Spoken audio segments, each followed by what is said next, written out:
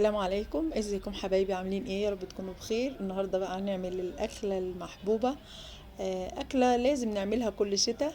انا عن نفسي بعملها في الشتاء كتير لان انا بحبها جدا جدا. طبعا كلنا عرفنا العدس.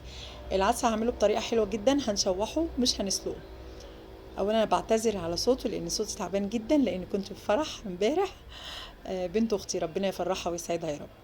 هنجيب بقى البصل ونشوحه بمعلقه زبده ومعلقه زيت، تشويح كده لحد ما احس ان البصله دبلت.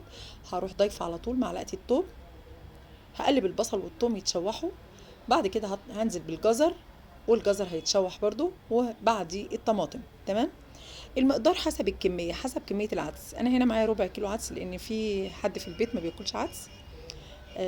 ولكن انا بحبه، هو حلو جدا بصراحه. شوحته على طول، الميه بتغلي من الكتل، وتضيفي ماجي براحتك، عايزه تضيفي ماجي مش عايزه براحتك خالص، بس انا بحط ملح وكمون وفلفل بس. ومكعب او مكعبين ماجي كفايه خالص. ولو عندك شوربه بدل ما تضيفي الميه هتضيفي الشوربه، حلوه جدا. طبعا العدس يعني بتنجان مخلل، هنعمل بقى شويه بتنجان مخلل سكر سكر سكر. هقول لكم بيبقى حلو ليه، لان انا بسلق البتنجان مع فلفل، بيدي ريحه وبيدي طعم جميل جدا جدا. هنا بقى كل حاجه اتسلقت خلاص، وطبعا الهاند بلندر ده بصراحة ايدي ورجلي في المطبخ، ما اقدرش استغنى عنه خالص في كل حاجة. افضل كمان عندي من الخلاط، اطحنه كويس جدا.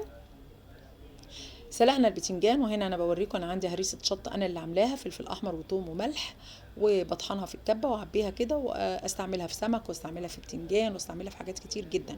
موجودة عندي على طول، ما استغناش عنها في الفريزر، وبتسهل لي على طول.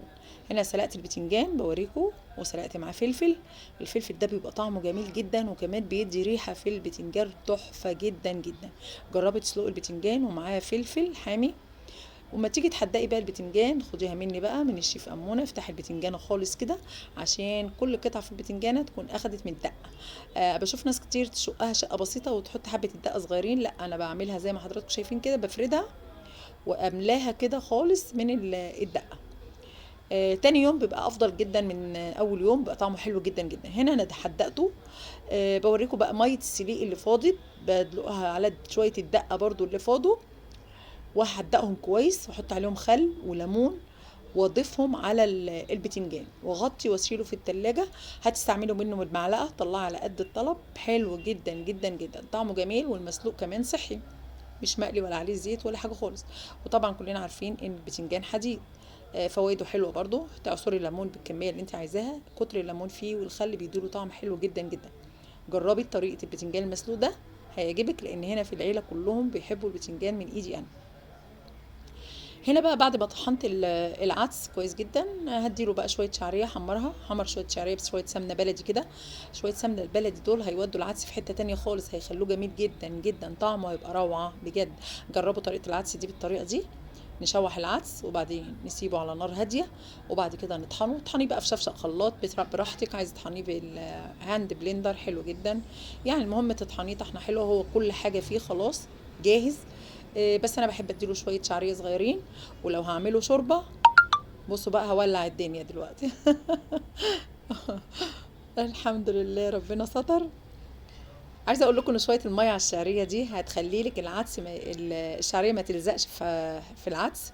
لان لو ضفت الشعريه على طول على العدس، ودي التركيه اللي عايزه اقولها ليكم كلكم، العدس لما تضيف عليه الشعريه المحمره، هتيجي بعد دقيقه كده هتلاقي الشعريه اتمسكت في قاع الحله كده، وهيعجن ومش هيبقى حلو خالص، مش هيبقى ظريف. احسن حاجه للشعريه بقى بعد ما تحمريها، هتضيفي لها كوبايه ميه او نص كوبايه ميه لحد ما تشربهم. ضيفيهم على العدس، مش هتلاقي خالص ابدا الشعريه لزقت في قاع الحله. جربي الطريقه دي هتعجبك جدا جدا جدا. ودي الوجبه بتاعتي انا بقى، بوله من العدس ونص ليمونه واتنين من البتنجان مخلي المسلوق. دي وجبه صحيه. شويه جرجير بقى، حاجات خضراء براحتك خالص، اي حاجه خضراء جنبك بقى، بصل اخضر حلو قوي قوي قوي. جنب العيش المحمص طبعا لازم عدس، يعني عيش محمص. وده العيش اللي برده، وانا دخلته الفرن حمصته تحميصه حلوه في الفرن كده. والرغيف بتاعي احطه كده جنب البوله بتاعه العدس. الله جميله جدا، يا ريتكم معايا تدوق جمال العدس، تحفه جدا. ممكن تخفيه شويه العدس ده، تخفيه بشويه شوربه او شويه ميه براحتك خالص. وبعد كده هتعمليها فتة عدس. اللي بيحب الفتة.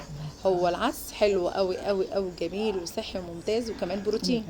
السلام عليكم ورحمة الله وبركاته.